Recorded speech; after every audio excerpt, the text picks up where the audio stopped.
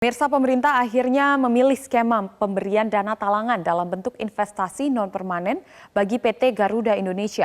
Kebijakan ini diambil untuk membantu Garuda menjalankan kegiatan operasional hariannya. Pemerintah melalui Kementerian Keuangan akhirnya memilih skema dana talangan berupa investasi non-permanen lewat SMP Kementerian Keuangan untuk PT Garuda Indonesia. Opsi ini diambil setelah sebelumnya pemerintah mempertimbangkan untuk menyalurkan modal dengan skema penanaman modal nasional.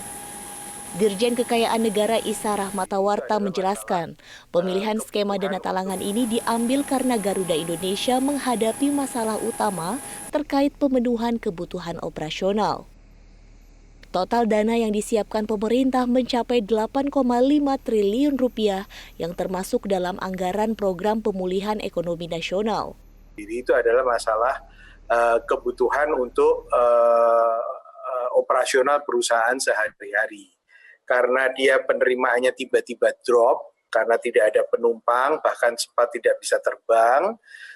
Sementara kewajiban-kewajiban untuk membayar leasing, itu harus tetap jalan dan sebagainya, itu membuat permasalahan cash flow itu lebih menonjol di sini. Karena itu sebetulnya yang harus kita tangani dulu untuk Garuda itu nampaknya adalah masalah cash flow terutama untuk operasional ini.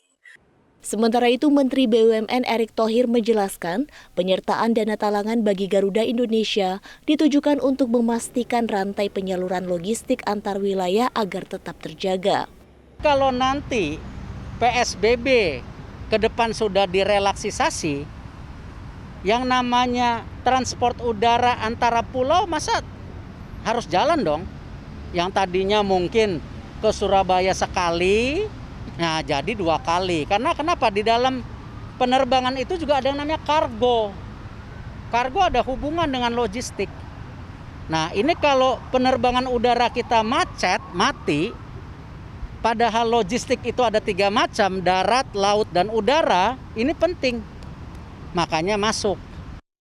Melalui program pemulihan ekonomi nasional, pemerintah menyiapkan anggaran senilai 121,73 triliun rupiah bagi 12 BUMN yang akan disalurkan melalui skema dana talangan hingga penanaman modal negara.